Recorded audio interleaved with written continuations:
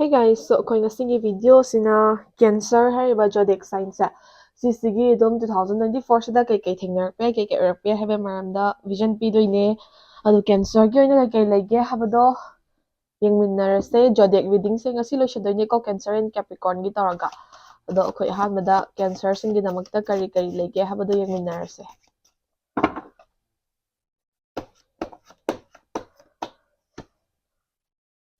Ten of Coins, Ace of Wands,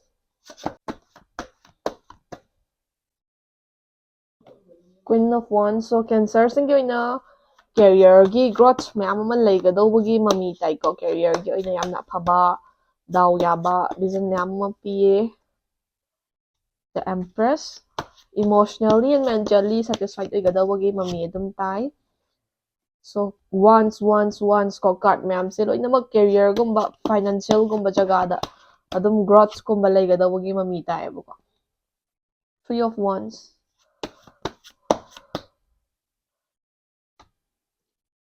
ꯗ ꯍꯦꯔꯣꯐꯦꯟ ꯀꯣ ꯁꯤꯁꯤꯡꯁꯦ ꯂꯩꯔꯕ ꯃꯇꯨꯡꯗ ꯑꯩꯈꯣꯏ ꯀꯦꯟꯁꯔꯁꯤꯡꯒꯤꯗꯃꯛꯇ ꯏꯅꯔꯖꯤ ꯀꯥꯔꯠ ꯑꯃꯨꯛ ꯄꯤꯛ ꯇꯧꯔꯁꯦ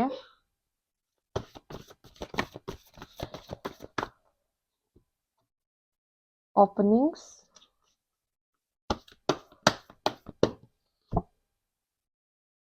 wisdom,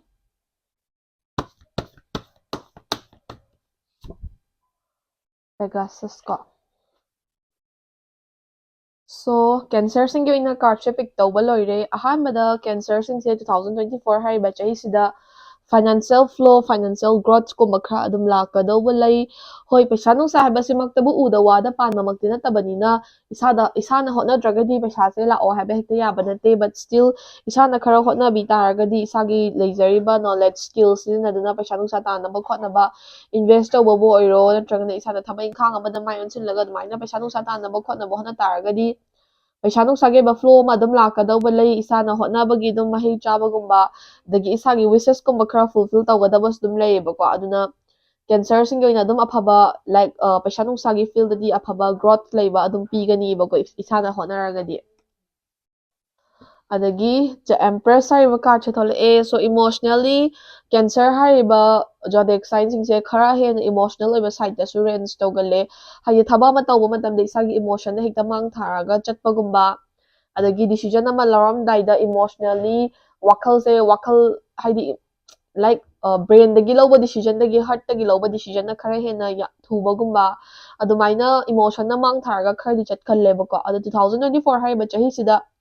trust your intuition trust your emotion ꯍꯥꯏꯌꯦꯕꯀꯣ ꯍꯥꯏꯗꯤ ꯏꯁꯥꯒꯤ ꯏꯃꯣꯁꯟꯗ ꯕꯦꯁ ꯇꯧꯔꯒ ꯍ꯭ꯌꯨꯃꯦꯅꯤꯇꯤꯗ ꯁꯤꯝꯄꯦꯊꯤꯗ ꯂꯧꯔꯛꯄ ꯗꯤꯁꯤꯖꯟꯁꯤꯡꯗꯣ ꯑꯗꯨꯝ ꯏꯁꯥꯗ ꯑꯐꯕ ꯀꯥꯟꯅꯒꯗꯧꯕ ꯗꯤꯁꯤꯖꯟ ꯑꯗꯨꯝ ꯑꯣꯏꯅꯤꯕ ꯑꯗꯨꯅ ꯏꯁꯥꯅ ꯍꯣꯏ ꯏꯁꯥꯒꯤ ꯏꯃꯣꯁꯟꯁꯦ ꯑꯌꯥꯝꯕ ꯁꯔꯨꯛꯇ ꯀꯟꯇ꯭ꯔꯣꯜ ꯇꯧꯅꯕꯅꯤ ꯍꯣꯠꯅꯒꯗꯕꯅꯦ ꯕꯠ ꯁ꯭ꯇꯤꯜ ꯂꯨꯗ ꯂꯨꯔꯛꯑꯕ ꯇꯥꯡꯀꯛꯇ ꯂꯨꯗ ꯂꯨꯔꯛꯑꯕ ꯖꯒꯥꯗꯗꯤ ꯏꯁꯥꯒꯤ ꯏꯃꯣꯁꯟꯗꯒꯤ ꯏꯁꯥꯒꯤ ꯏꯟꯇ꯭ꯌꯨꯁꯟꯗꯒꯤ ꯊꯣꯛꯂꯛꯄ ꯗꯤꯁꯤꯖꯟꯗꯨꯅ ꯈ꯭ꯋꯥꯏꯗꯒꯤ ꯑꯐꯕ ꯗꯤꯁꯤꯖꯟ ꯑꯣꯏꯅꯤ ꯍꯥꯏꯌꯦꯕꯀꯣ ꯑꯗꯨꯒ spread love and receipt love ꯍꯥꯏꯌꯦ ꯍꯥꯏꯕꯗꯤ ꯏꯁꯥꯅ ꯅꯨꯡꯁꯤꯕ ꯀꯦꯌꯔ ꯃꯌꯥꯝꯁꯦ ꯏꯁꯥꯅ ꯁ꯭ꯄ꯭ꯔꯦꯗ ꯇꯧꯕꯤꯔꯒ ꯏꯁꯥꯗ ꯑꯃꯨꯛ ꯔꯤꯇꯔꯟ ꯕꯦꯛ ꯑꯗꯨꯝ ꯐꯪꯕ ꯌꯥꯕꯒꯤ ꯆꯥꯟꯁꯦꯁ ꯑꯗꯨꯝ ꯂꯩꯌꯦꯕ ꯑꯗꯨꯅ ꯔꯤꯂꯦꯁꯟꯁꯤꯞꯀꯨꯝꯕ ꯐ꯭ꯔꯦꯟꯗꯁꯤꯞꯀꯨꯝꯕꯒꯤꯁꯨ ꯑꯗꯨꯝ ꯑꯐꯕ ꯚꯤꯖꯟ ꯄꯤꯌꯦꯀꯣ ꯅꯦꯛꯁꯇ ꯗ ꯍꯦꯔꯣꯐꯦꯟ ꯍꯥꯏꯕ ꯀꯥꯔꯠꯁꯦ ꯊꯣꯛꯂꯛꯑꯦ ꯁꯣ ꯁꯤꯒꯤ ꯗ ꯍꯦꯔꯣꯐꯦꯟ ꯍꯥꯏꯕ ꯀꯥꯔꯠꯁꯤꯒꯤ ꯃꯇꯨꯡ ꯏꯟꯅ 2024 ꯍꯥꯏꯔꯤꯕ ꯆꯍꯤꯁꯤꯗ ꯀꯦꯟꯁꯔ ꯑꯣꯏꯕꯤꯔꯤꯕ ꯏꯆꯤꯜ ꯏꯅꯥꯎꯁꯤꯡꯁꯦ ꯏꯁꯥꯒꯤ ꯏꯟꯁꯇꯤꯇ꯭ꯌꯨꯠꯀꯨꯝꯕ ꯋꯥꯔꯛ ꯄ꯭ꯂꯦꯁꯀꯨꯝꯕꯗꯒꯤ ꯏꯁꯥꯒꯤ ꯀꯥꯟꯅꯕ ꯑꯐꯕ ꯈꯔ ꯑꯗꯨꯝ ꯂꯥꯛꯀꯗꯧꯕ ꯂꯩꯌꯦꯕ ꯏꯐ ꯏꯁꯥꯅ ꯗꯤꯁꯤꯄ꯭ꯂꯤꯟ ꯂꯩꯅ ꯆꯠ ꯇꯥꯔꯒꯗꯤꯀꯣ ꯍꯥꯏꯗꯤ ꯏꯁꯥꯒꯤ ꯂꯥꯏꯔꯤꯛ ꯇꯝꯃꯤꯕꯒꯨꯝꯕ ꯑꯣꯏꯕꯤꯔꯒꯗꯤ ꯏꯁꯥꯒꯤ ꯏꯟꯁꯇꯤꯇ꯭ꯌꯨꯠ ꯏꯁꯥꯅ ꯂꯥꯏꯔꯤꯛ ꯂꯥꯏꯁꯨ ꯇꯝꯃꯤꯕ ꯃꯐꯝꯗꯨꯗ ꯏꯁꯥꯅ ꯗꯤꯁꯤꯄ꯭ꯂꯤꯟ ꯂꯩꯅ ꯐꯖꯅ ꯆꯠꯄꯤ ꯇꯥꯔꯒꯗꯤ ꯏꯁꯥꯗ ꯑꯗꯨꯝ ꯑꯐꯕ ꯑꯦꯀꯥꯗꯃꯤꯛ ꯔꯤꯖꯜꯠ ꯐꯪꯉꯛꯄ ꯌꯥꯏ ꯑꯗꯒꯤ ꯊꯕꯛ ꯏꯪꯈꯥꯡꯃꯛꯇ ꯑꯣꯏꯔꯒꯁꯨ ꯏꯁꯥꯒꯤ ꯋꯥꯔꯛ ꯄ꯭ꯂꯦꯁ ꯏꯁꯥꯒꯤ ꯖꯣꯕ ꯇꯧꯔꯤꯕ ꯖꯒꯥ ꯏꯁꯥꯒꯤ ꯋꯥꯔꯛ ꯄ꯭ꯂꯦꯁꯇꯨꯗ ꯏꯁꯥꯅ ꯐꯖꯅ ꯗꯤꯁꯤꯄ꯭ꯂꯤꯟ ꯂꯩꯅ ꯑꯦꯐꯔꯠ ꯊꯥꯗ ꯇꯥꯔꯒꯗꯤ ꯏꯁꯥꯗꯣ ꯁꯝ ꯔꯤꯀꯣꯛꯅꯦꯁꯟ ꯑꯣꯔ ꯑꯦꯆꯤꯞꯃꯦꯟ ꯑꯗꯨꯝ ꯐꯪꯕ ꯌꯥꯕ ꯒ꯭ꯔꯣꯊ ꯐꯪꯕ ꯌꯥꯕꯒꯤ ꯚꯤꯖꯟ ꯃꯌꯥꯝ ꯑꯃ ꯄꯤꯌꯦꯕꯀꯣ ꯃꯈꯥ ꯇꯥꯔꯛꯄ ꯀꯥꯔꯠꯁꯤꯗ ꯑꯦꯁ ꯑꯣꯐ ꯋꯥꯟꯁ ꯍꯥꯏꯔꯤꯕ ꯀꯥꯔꯠꯁꯦ ꯊꯣꯛꯂꯛꯑꯦꯕꯀꯣ ꯁꯣ ꯑꯦꯁ ꯑꯣꯐ ꯋꯥꯟꯁ ꯍꯥꯏꯔꯤꯕ ꯀꯥꯔꯠꯁꯤꯒꯤ ꯃꯇꯨꯡ ꯏꯟꯅ 2024 ꯍꯥꯏꯔꯤꯕ ꯆꯍꯤꯁꯤꯗ ꯀꯦꯟꯁꯔ ꯍꯥꯏꯔꯤꯕ ꯖꯣꯗꯦꯛꯁ ꯑꯣꯏꯕꯤꯔꯤꯕ ꯏꯆꯤꯜ ꯏꯅꯥꯎꯁꯤꯡꯁꯦ ꯏꯁꯥꯅ ꯊꯕꯛ ꯏꯪꯈꯥꯡꯒꯨꯝꯕ ꯄꯜꯂꯒ ꯂꯩꯔꯝꯕ ꯍꯥꯏꯗꯤ ꯑꯣꯏꯔꯔꯣꯏꯗ꯭ꯔꯥ ꯀꯥꯏꯅ ꯈꯟꯖꯔꯝꯕ ꯄꯜꯂꯒ ꯂꯩꯔꯝꯕ ꯊꯕꯛ ꯏꯪꯈꯥꯡ ꯈꯔꯒꯤ ꯑꯣꯄꯅꯤꯡꯁ ꯎꯔꯛꯄꯒꯨꯝꯕ ꯑꯗꯒꯤ ꯊꯕꯛ ꯑꯃꯗ ꯆꯪꯁꯤꯔꯥ ꯀꯥꯏꯅ ꯏꯁꯥꯅ ꯁꯣꯔꯠ ꯑꯥꯎꯠ ꯇꯧꯕ ꯉꯝꯃꯝꯗꯕꯒꯨꯝꯕꯁꯦ ꯐꯖꯅ ꯗꯤꯁꯤꯖꯟ ꯂꯧꯔꯒ ꯁꯣꯔꯠ ꯑꯥꯎꯠ ꯇꯧꯕ ꯉꯝꯃꯛꯄꯒꯨꯝꯕ ꯑꯗꯒꯤ ꯏꯁꯥꯒꯤ ꯋꯥꯈꯜꯁꯦ ꯖꯒꯥ ꯑꯃꯗ ꯐꯤꯛꯁ ꯑꯦꯟ ꯐꯣꯀꯁ ꯇꯧꯕ ꯉꯝꯃꯛꯄ ꯍꯥꯏꯗꯤ ꯑꯩ ꯁꯤꯁꯨ ꯄꯥꯝꯃꯤ ꯀꯥꯏꯅ ꯈꯜꯂꯝꯕꯗꯣ ꯇꯣꯛꯊꯣꯛꯑꯒ ꯏꯁꯥꯒꯤ ꯇꯧꯒꯗꯕ ꯖꯒꯥ ꯑꯃꯗ ꯐꯣꯀꯁ ꯇꯧꯕ ꯉꯝꯃꯛꯄꯒꯨꯝꯕ ꯑꯗꯨꯒꯨꯝꯕ ꯍꯥꯏꯗꯤ ꯏꯁꯥꯒꯤ ꯒꯣꯜꯁ ꯑꯦꯟ ꯑꯦꯝꯕꯤꯁꯟꯁꯇꯣ ꯐꯖꯅ ꯃꯄꯥ ꯆꯨꯝꯃꯛꯄ ꯌꯥꯕꯒꯤ ꯚꯤꯖꯟ ꯑꯦꯟ ꯆꯥꯟꯁꯦꯁ ꯑꯗꯨꯝ ꯎꯏꯌꯦꯕꯀꯣ Mathangda King of Wands hariba card chiga Queen of Wands hariba card chigana isagi career gi oiba good opportunities mayam ama lakadawi lei career settle tawdriba singisu settle tawba ngambagi chances khara adum opportunity open up tawrakani nakana maramda already career settle tawraba singi damaktadi isagi ithak thongba isagi officers natragani isagi mathakta leiba isagi ithak thongba singdagi kanaba afaba adum phangba advice makta oiro advantages makta oiro adumaina kanaba afaba adum phangba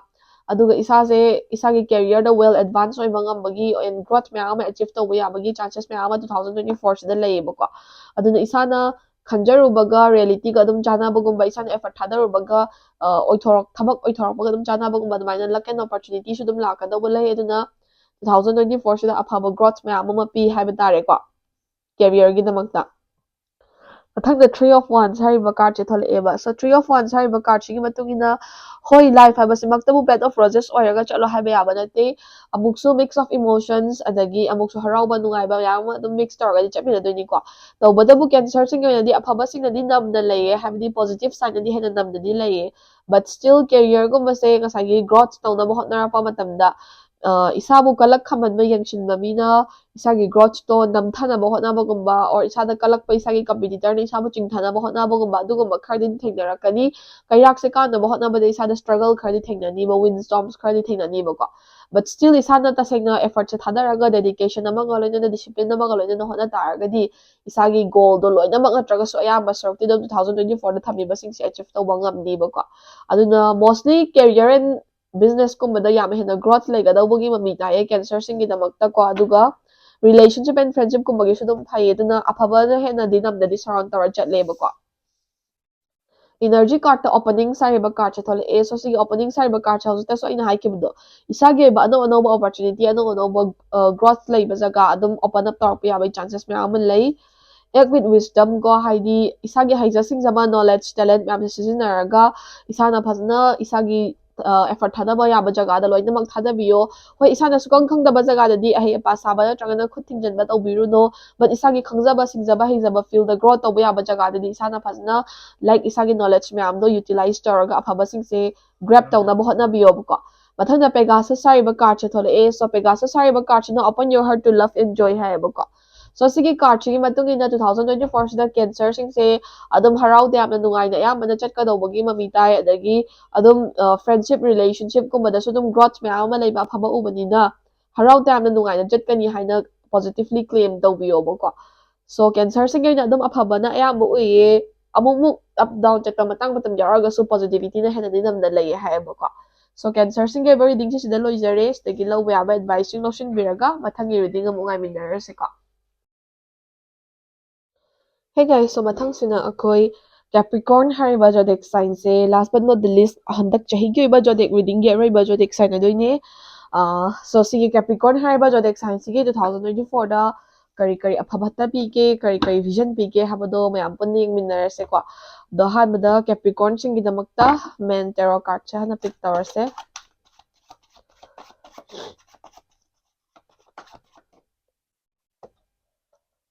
Nine of Wands,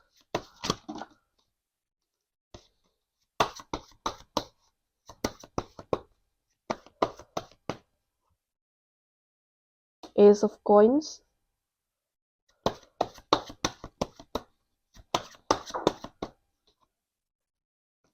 King of Cups,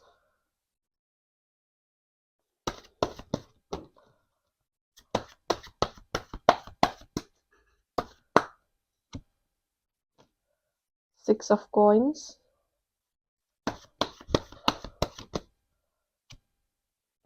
the Fool,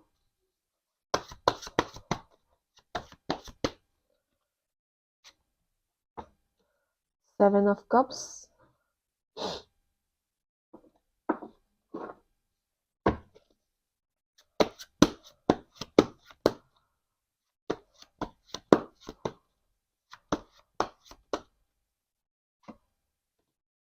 Eight of Cups,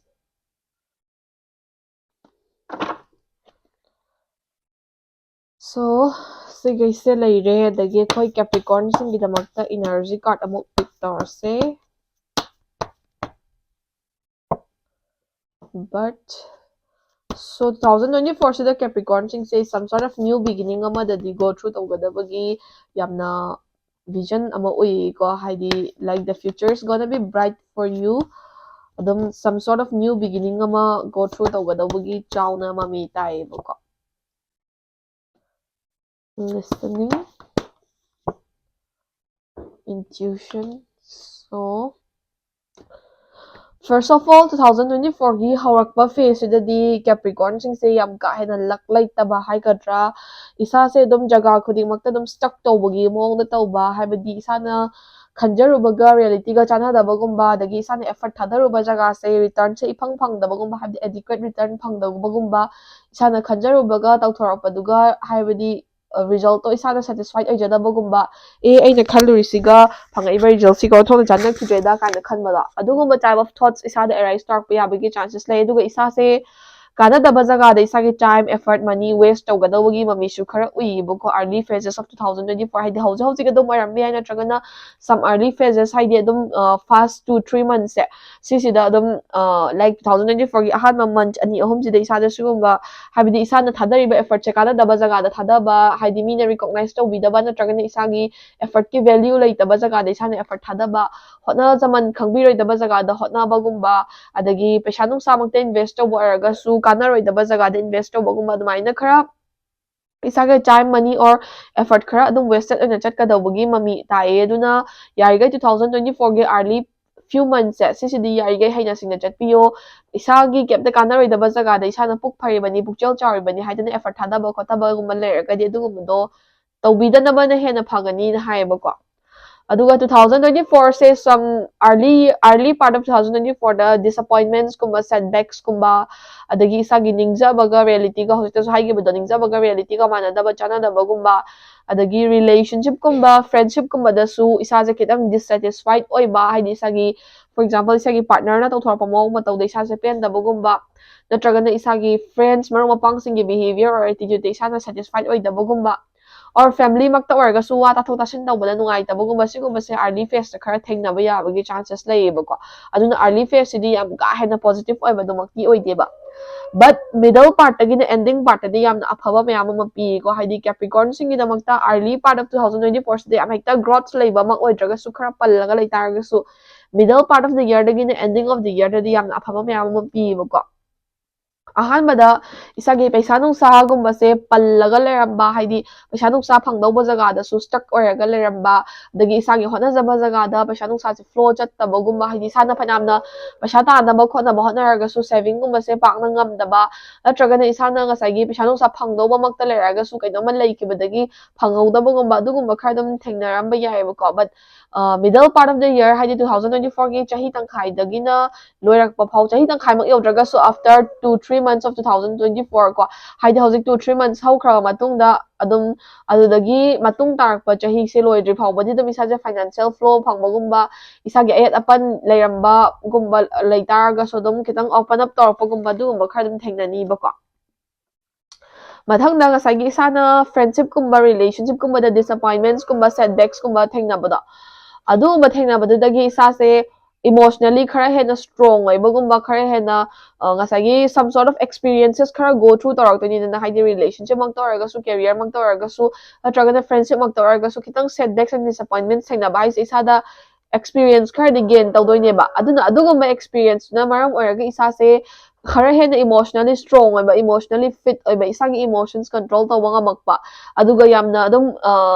kaya haini strong oina stand tawba firm oina stand tawba ngamakpagi mawng mataw mayam mo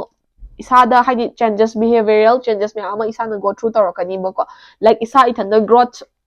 thengnajarakpod isagi self growth romda hena focus oijarakpod admine tawdoineba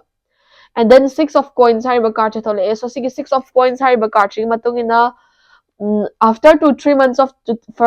after the first 2-3 months of 2024 haidi 2024 gi ahanba 2-3 months sibu hekdan thoki taragadi isagi hotna zaman ga result ka chap manana balance oina chatpa kwa adagi relationship mak tawaraga su friendship mak tawaraga su isana thadaba effort ka mi duna halakpa return ga chana badagi yam healthy oina loina mak chatpa ꯅꯥꯀꯟ ꯑꯃꯔꯣꯝꯗ ꯀꯦꯔꯤꯌꯔꯒꯨꯝꯕ ꯏꯟꯚꯦꯁꯃꯦꯟꯒꯨꯝꯕ ꯑꯣꯏꯇꯥꯔꯒꯁꯨ ꯏꯁꯥꯅ ꯊꯥꯗꯕꯒ ꯐꯪꯉꯛꯄ ꯔꯤꯇꯔꯟꯒ ꯆꯞ ꯆꯥꯟꯅꯕꯒꯨꯝꯕ ꯑꯗꯨꯃꯥꯏꯅ good ꯂꯛꯁꯦ ꯗꯛ ꯗꯛ ꯗꯛ ꯗꯛ ꯂꯥꯎꯅ ꯀꯥꯈꯠꯂꯒ ꯆꯠꯈꯤꯕꯗꯣ ꯍꯥꯏꯗꯤ after the first 2-3 months of 2024 Capricorn-ꯁꯤꯡꯁꯦ ꯌꯥꯝꯅ lucky ꯑꯣꯏꯕ ꯑꯐꯕ ꯃꯌꯥꯝ ꯑꯃ go through ꯇꯧꯗꯣꯔꯤꯕꯀꯣ ꯑꯗꯨꯗꯨꯅ ꯉꯁꯥꯏꯒꯤ ꯃꯇꯝ ꯈꯔ disappointed ꯑꯣꯏꯔꯒꯁꯨ ꯑꯗꯨꯝ ꯇꯛ ꯂꯥꯎꯅ growth ꯂꯥꯛꯄ ꯃꯇꯝꯗ ꯏꯁꯥꯅ ꯂꯣꯏꯅꯃꯛꯁꯦ ꯀꯥꯎꯊꯣꯛꯈ꯭ꯔꯒ ꯑꯐꯕꯁꯤꯡꯗꯣ grab ꯇꯧꯕ ꯉꯝꯅꯅꯕ ꯍꯣꯠꯅꯕꯤꯕ ꯔꯣꯝꯗ ꯃꯥꯏ ꯑꯣꯟꯁꯤꯟꯕꯅ ꯍꯦꯟꯅ ꯐꯩꯌꯦꯕꯀꯣ ꯑꯗꯨꯒ growthꯁꯨ ꯁꯣꯏꯗꯅꯃꯛꯀꯤ ꯐꯪꯅꯤ ꯍꯥꯏꯇꯥꯔꯦꯀꯣ ꯃꯈꯥ ꯇꯥꯔꯛꯄꯗ the fool ꯍꯥꯏꯔꯤꯕ ꯀꯥꯔꯗꯁꯦ ꯊꯣꯛꯂꯛꯑꯦ and then 7 of cups card ꯑꯅꯤꯁꯤꯅ ꯏꯁꯥꯁꯦ 2024 ꯁꯤꯒꯤ middle part of the year ꯗꯒꯤꯅ ending part of the year ꯐꯥꯎꯕꯗ some sort of new beginning ꯑꯃꯗ step in ꯇꯧꯒꯗꯧꯕꯒꯤ ꯃꯃꯤ ꯌꯥꯝ ꯆꯥꯎꯅ ꯇꯥꯏ ꯍꯥꯏꯕꯗꯤ ꯀꯦꯔꯤꯌꯔꯒꯨꯝꯕ ꯃꯛꯇ ꯑꯣꯏꯔꯒꯁꯨ ꯑꯅꯧꯕ ꯀꯦꯔꯤꯌꯔꯒꯤ opportunity ꯂꯥꯛꯄ ꯅꯠꯇ꯭ꯔꯒꯅ ꯑꯅꯧꯕ business ꯑꯃ ꯇꯧꯅꯕꯒꯤ opportunity ꯂꯥꯛꯄ ꯅꯠꯇ꯭ꯔꯒꯅ relationship ꯀꯨꯝꯕꯁꯦ ꯑꯅꯧꯕ step in ꯇꯧꯕ ꯌꯥꯕꯒꯤ opportunity ꯊꯣꯛꯂꯛꯄ or ꯑꯅꯧꯕ friends ꯀꯨꯝꯕ ꯊꯦꯡꯅꯔꯒ ꯏꯁꯥꯒꯤ ꯀꯥꯟꯅꯕ ꯃꯌꯥꯝ ꯐꯪꯒꯗꯧꯕ ꯑꯗꯨꯒꯨꯝꯕꯒꯤ growth ꯑꯃ ꯂꯥꯛꯈ꯭ꯔ ꯃꯇꯨꯡꯗ ꯑꯅꯧꯕ ꯖꯒꯥ ꯈꯔꯗ ꯏꯁꯥꯒꯤ opportunity open up ꯇꯧꯔꯛꯄ ꯌꯥꯕ ꯍꯥꯏꯗꯤ ꯑꯅꯧꯕ relationship ꯑꯅꯧꯕ career or ꯑꯅꯧꯕ friendship or ꯑꯅꯧꯕ business ꯑꯃ start ꯇꯧꯕ ꯌꯥꯕꯒꯤ some sort of new beginning ꯑꯃꯗ stand ꯇꯧꯗꯣꯏꯅꯦꯕꯀꯣ ꯏꯁꯥꯁꯦ ꯑꯗꯨꯃꯥꯏꯅ stand ꯇꯧꯕ ꯃꯇꯝꯗ any sort of beginning ꯀꯣ ꯀꯩ ꯍꯥꯏꯅꯤ ꯃꯔꯨꯞ ꯃꯄꯥꯡꯒꯤ ꯑꯣꯏꯒꯦꯔꯥ relationshipꯀꯤ ꯑꯣꯏꯒꯦꯔꯥ careerꯒꯤ ꯑꯣꯏꯒꯦꯔꯥ any sort of beginning ꯑꯃꯗ ꯂꯦꯞꯄ ꯃꯇꯝꯗ beginningꯗꯣ ꯑꯐꯕ ꯑꯣꯏꯅꯕꯒꯤꯗꯃꯛꯇ ꯏꯁꯥꯅ ꯈꯣꯡꯊꯥꯡ ꯈꯨꯗꯤꯡꯃꯛ ꯌꯥꯝ ꯆꯦꯛꯁꯤꯟꯅ ꯂꯧꯕ ꯗꯔꯀꯥꯔ ꯑꯣꯏ ꯄ꯭ꯂꯥꯅꯤꯡ ꯌꯥꯎꯗꯅ ꯊꯕꯛ ꯑꯃ ꯇꯧꯕꯤꯒꯅꯨ ꯀꯦꯌꯔꯂꯦꯁ ꯑꯣꯏꯕꯤꯒꯅꯨ ꯍꯥꯏꯕ ꯑꯦꯗꯚꯥꯏꯁꯁꯦ ꯀꯥꯔꯗꯇꯩ ꯐꯪꯉꯦꯕꯀꯣ ꯑꯗꯨꯒ ꯏꯁꯥꯗ opportunities or beginning ꯍꯥꯏꯗꯤ ꯑꯍꯧꯕ ꯑꯃ ꯂꯥꯏꯅꯕꯒꯤꯗꯃꯛꯇ ꯍꯥꯏꯗꯤ careerꯒꯤꯕꯨ ꯑꯣꯏꯔꯣ relationshipꯀꯤ ꯑꯣꯏꯕ ꯑꯣꯏꯔꯣ ꯑꯍꯧꯕ ꯑꯃ ꯂꯥꯛꯅꯕꯒꯤꯗꯃꯛꯇ opportunity ꯂꯥꯛꯄꯁꯦ ꯑꯃꯈꯛꯇꯪ ꯂꯥꯛꯑꯣꯏꯕ ꯑꯅꯤ ꯑꯍꯨꯝ ꯊꯣꯛꯅ ꯂꯥꯛꯀꯅꯤꯕ ꯍꯥꯏꯗꯤ ꯏꯁꯥꯗ options ꯄꯤꯕꯗꯣꯀꯣ relationship approach ꯃꯛꯇ ꯂꯥꯛꯑꯒꯁꯨ ꯑꯅꯤ ꯑꯍꯨꯝ ꯂꯥꯛꯄ careerꯒꯤ opportunity ꯃꯛꯇ ꯂꯥꯛꯑꯒꯁꯨ ꯑꯅꯤ ꯑꯍꯨꯝ ꯂꯥꯛꯄ ꯑꯗꯨꯃꯥꯏꯅ ꯂꯥꯛꯑꯒ ꯏꯁꯥꯗ option ꯄꯤꯔꯛꯀꯅꯤ ꯑꯗꯨꯃꯥꯏꯅ option ꯄꯤꯔꯛꯄ ꯃꯇꯝꯗ ꯏꯁꯥꯅ ꯍꯥꯊꯨ ꯍꯥꯊꯨ rush ꯇꯧꯔꯒ decision ꯂꯧ ꯇꯥꯔꯒꯗꯤ ꯇꯨꯡꯗ regret ꯆꯥꯕ ꯌꯥꯏꯑꯕꯀꯣ ꯑꯗꯨꯅ ꯑꯐꯕ opportunity ꯃꯌꯥꯝ ꯑꯃ ꯂꯥꯛꯀꯗꯧꯕ ꯂꯩꯕꯅꯤꯅ ꯏꯁꯥꯅ decision ꯂꯧꯕ ꯃꯇꯝꯗ beginningꯗꯨꯗ step in ꯇꯧꯗ꯭ꯔꯤꯉꯩ ꯃꯇꯝꯗꯨꯗ ꯐꯖꯅ ꯈꯟꯊꯔꯒ ꯋꯥꯈꯜ ꯊꯥꯗꯔꯒ decision ꯂꯧꯕꯤꯌꯣꯕꯀꯣ rush ꯇꯧꯕꯤꯒꯅꯣꯕ energy cardꯁꯤꯅꯁꯨ ꯑꯃꯨꯛ ꯍꯥꯏꯌꯦ but ꯍꯥꯏꯗꯤ ꯑꯅꯧꯕ opportunity ꯑꯃ receive ꯇꯧꯅꯕꯒꯤꯗꯃꯛꯇ ꯑꯅꯧꯕ beginning ꯑꯃ go through ꯇꯧꯅꯕꯒꯤꯗꯃꯛꯇ readyꯗ ꯂꯩꯕꯤꯔꯣ ꯍꯥꯏꯕꯅꯦꯕꯀꯣ ꯑꯗꯨꯒ ꯉꯁꯥꯏꯒꯤ beginningꯗꯣ ꯑꯗꯨꯗꯨꯗ go through ꯇꯧꯅꯕ ꯏꯁꯥꯅ ꯏꯁꯥꯒꯤ intuitionꯗ listen ꯇꯧꯕꯤꯌꯣꯕ ꯍꯥꯏꯗꯤ ꯏꯁꯥꯅ decision ꯑꯃ ꯂꯧꯗꯣꯔꯦ ꯏꯁꯥꯅ ꯀꯥꯟꯅꯒꯗꯕ ꯖꯒꯥ ꯑꯃꯗ step in ꯇꯧꯗꯣꯔꯦ ꯍꯥꯏꯔꯒꯗꯤ ꯃꯤꯒꯤ opinionꯁꯦ ꯗꯔꯀꯥꯔ ꯇꯥꯗꯦꯅ ꯈꯟꯗꯣꯛꯄꯤꯌꯣꯕ ꯍꯣꯏ advice ꯂꯧꯁꯟꯕ ꯌꯥꯏ but still decisionꯗꯨꯗꯤ ꯏꯁꯥꯒꯤ intuitionꯗ solely depend ꯇꯧꯍꯟꯕꯤꯌꯣꯕ ꯏꯁꯥꯅ ꯏꯁꯥꯕꯨ ꯊꯥꯖꯕꯤꯌꯣꯕ decision ꯂꯧꯕ ꯃꯇꯝꯗ ꯃꯤꯒꯤ ꯋꯥ ꯊꯥꯖꯕꯩ ꯃꯍꯨꯠꯇ ꯏꯁꯥꯅ ꯑꯣꯏꯅ ꯊꯝꯕꯤꯌꯣꯕꯀꯣ ꯑꯗꯨꯃꯥꯏꯅ ꯇꯧꯔꯒ ꯏꯁꯥꯁꯦ ꯍꯧꯖꯤꯛꯁꯦ ꯍꯥꯏꯗꯤ like futureꯒꯤꯗꯃꯛꯇ work ꯇꯧꯕ ꯃꯇꯝ ꯑꯣꯏꯔꯦ ꯑꯐꯕ ꯃꯌꯥꯝ ꯑꯃꯁꯨ futureꯗ ꯄꯤ ꯑꯗꯨꯅ pastꯇ ꯅꯠꯇ꯭ꯔꯒꯅ ꯍꯧꯖꯤꯛꯇ ꯑꯗꯨꯝ ꯈꯤꯇꯪ negativity ꯊꯦꯡꯅ ꯇꯥꯔꯒꯁꯨ ꯏꯁꯥꯅ like lesson ꯑꯣꯏꯅ learn ꯇꯧꯕꯤꯔꯒꯀꯣ ꯑꯐꯕ bright futureꯒꯤꯗꯃꯛꯇ readyꯗ ꯂꯩꯕꯤꯌꯣ bright futureꯒꯤꯗꯃꯛꯇ work ꯇꯧꯕꯤꯌꯣ ꯖꯒꯥ ꯑꯃꯗ stuck ꯇꯧꯔꯒ ꯂꯩꯕꯤꯒꯅꯣ ꯍꯥꯏꯕ advice ꯁꯦ ꯀꯥꯔꯗꯇꯩ ꯐꯪꯉꯦꯕꯀꯣ so Capricorn ꯁꯤꯡꯒꯤ ꯑꯣꯏꯅꯁꯨ ꯁꯤꯗ ꯂꯣꯏꯖꯔꯦ